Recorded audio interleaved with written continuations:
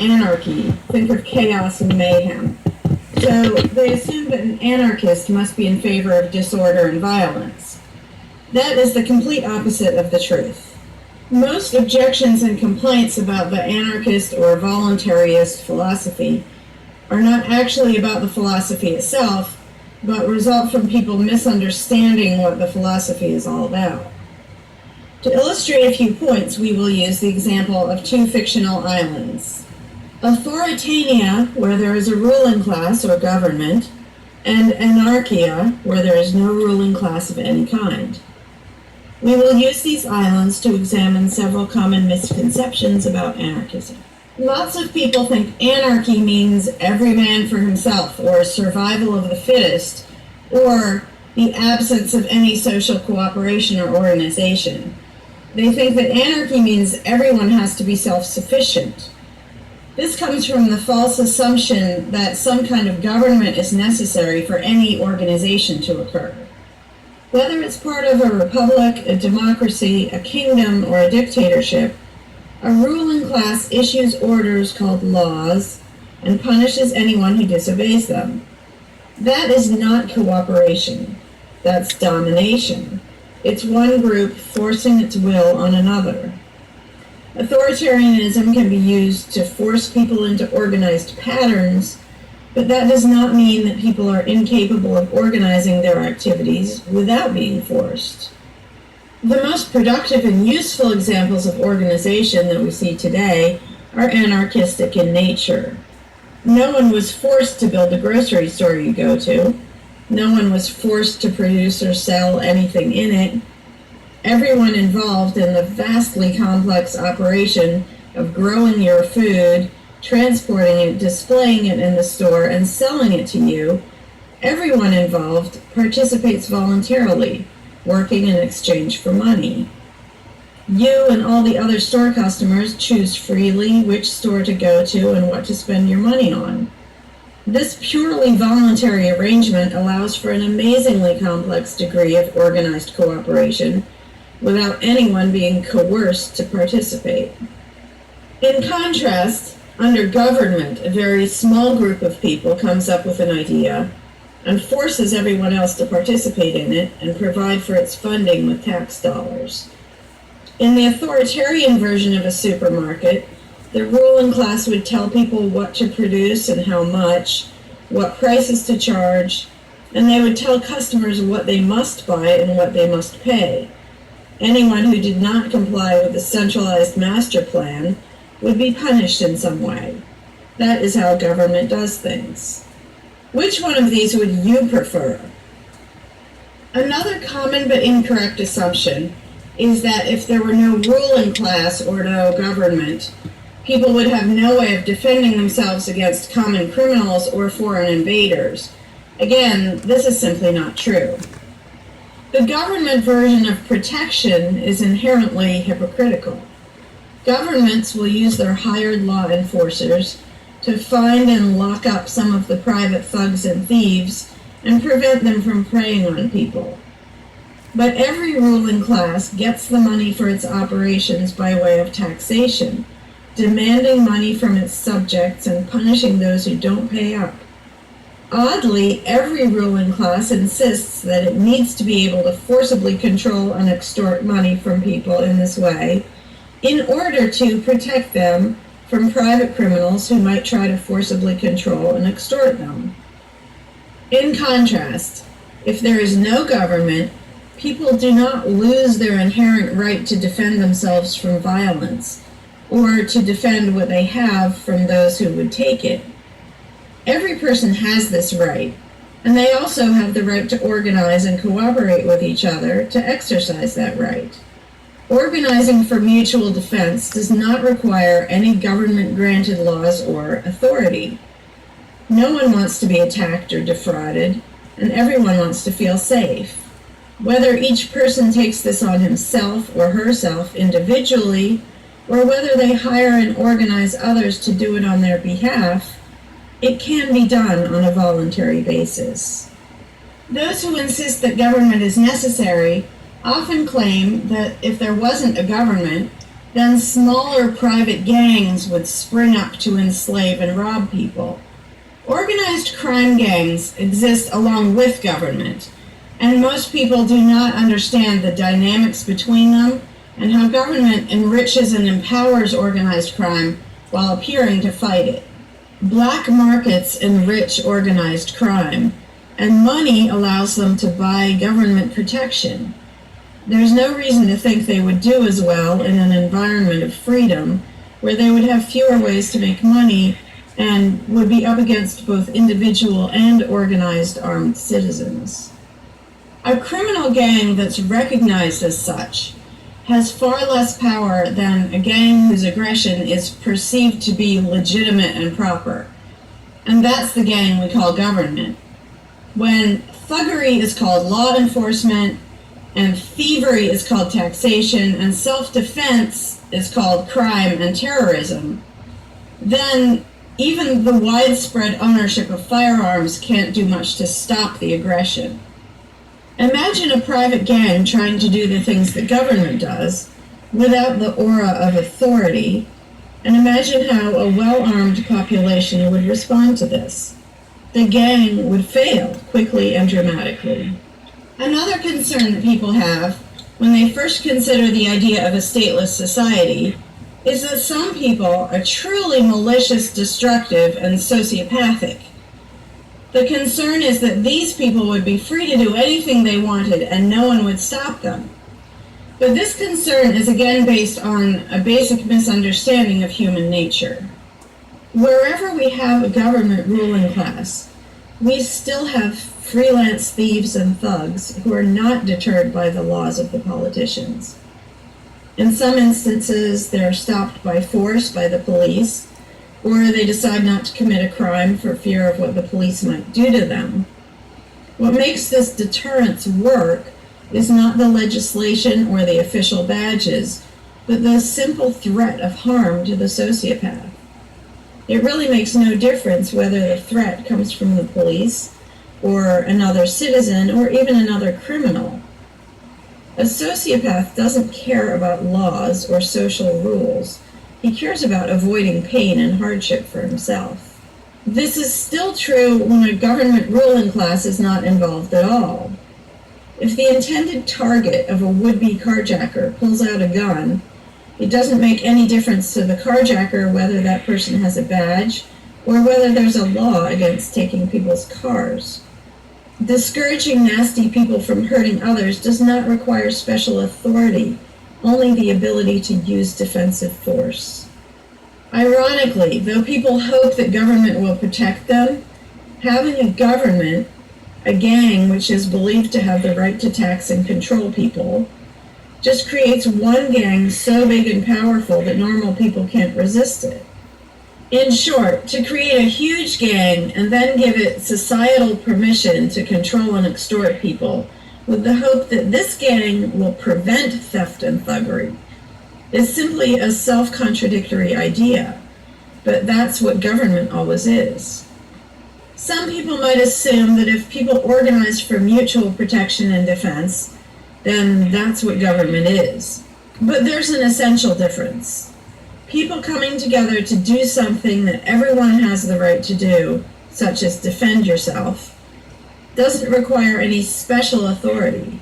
It's not government unless one group of people claims the right to do things which others do not have the right to do, such as taxing and controlling innocent people. Organized defense can be very effective without supposing the special right to rule over others.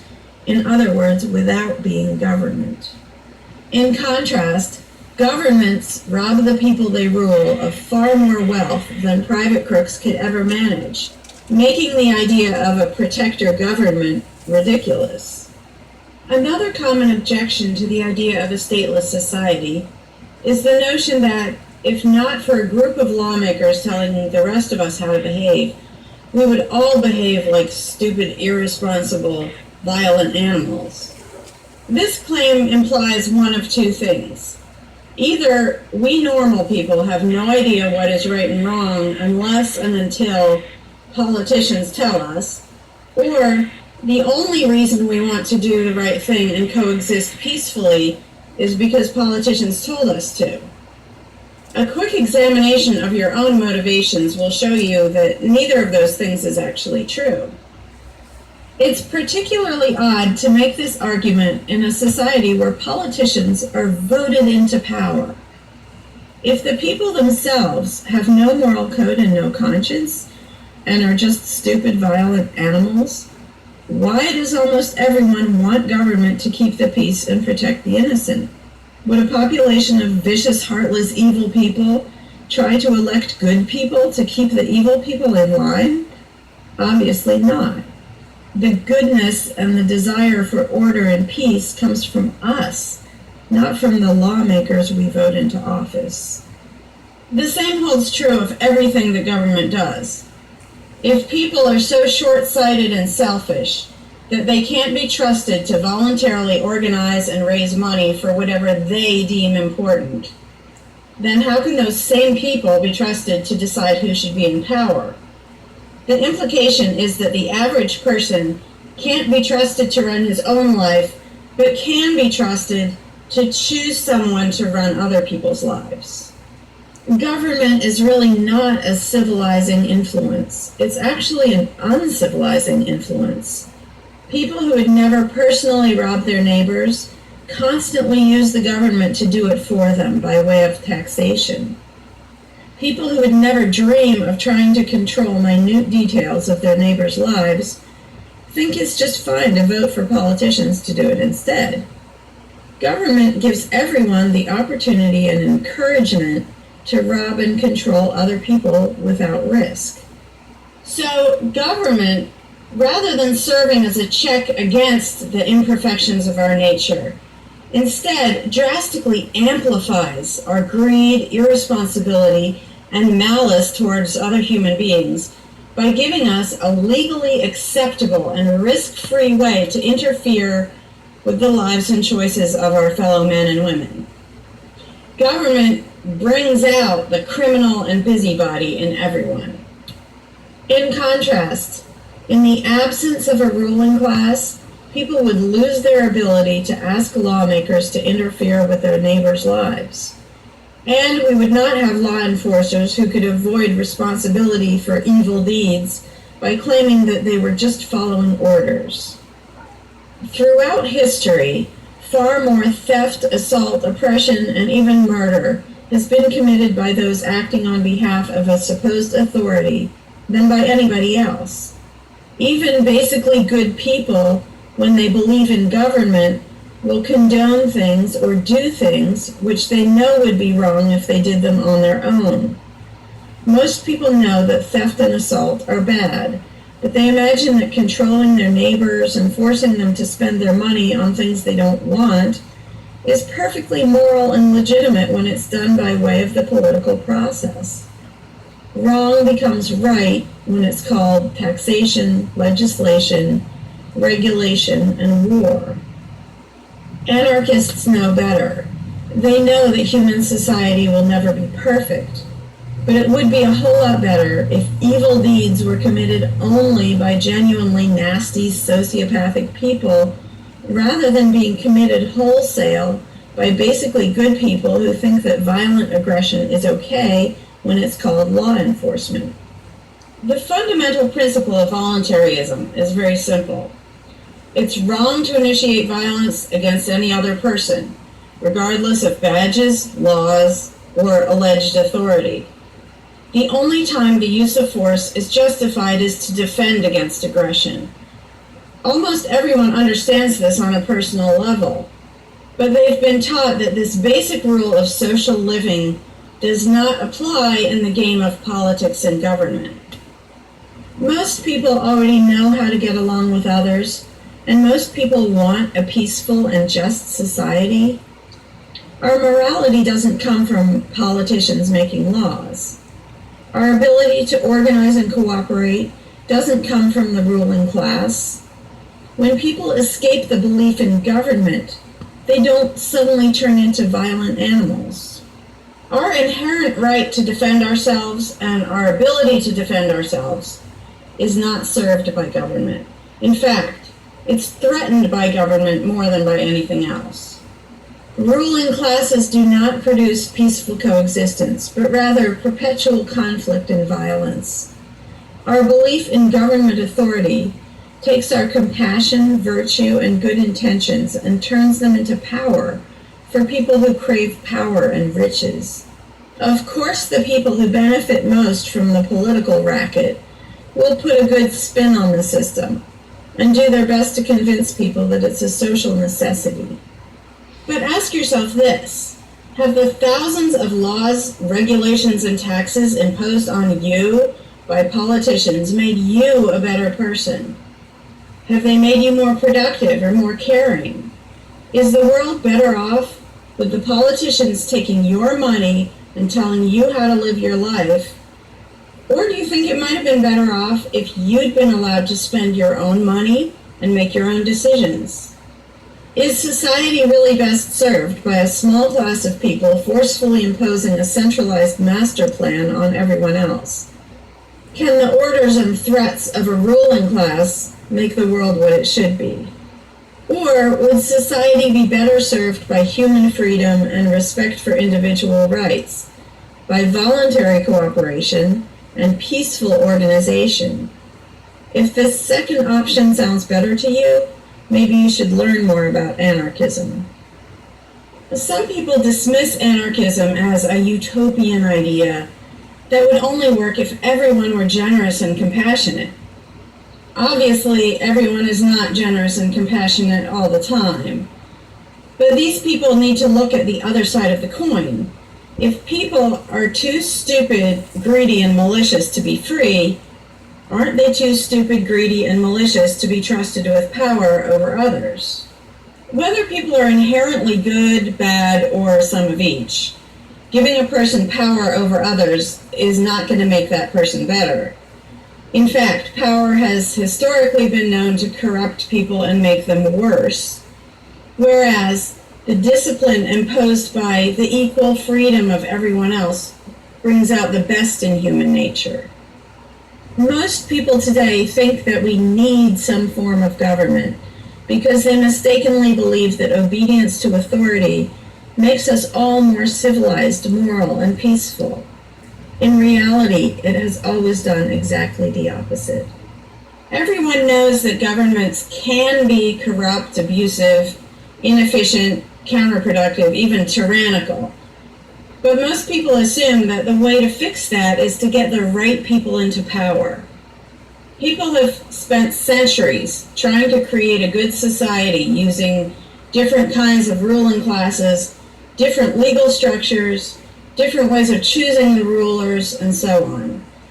But every governmental construction has resulted in freedom and riches for some, and oppression, violence, and poverty for others. What if, instead of deciding what the throne should look like and who should sit on it, all people of goodwill embraced the non-aggression principle? What if, instead of looking to a ruling class to impose our values on society, we embraced the concept of self-ownership? These principles are simple and easy, to the point of being self-evident, but they're diametrically opposed to the authoritarian principles that most of us have been indoctrinated with. Anarchism does not mean chaos and violence, or every man for himself. Having no government does not mean having no morality, no organization, and no cooperation. Simply put, anarchism does mean that no one is your master and no one is your slave. And that's all it means.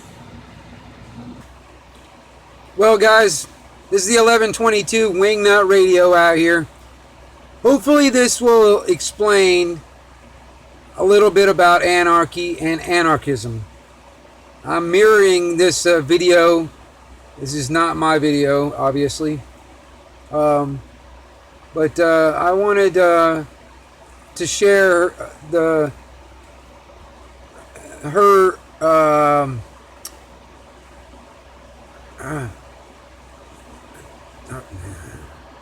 her articulate view of it, because it's hard for me to get it out in words. It's the 1122 Wingnut Radio. Hour on side.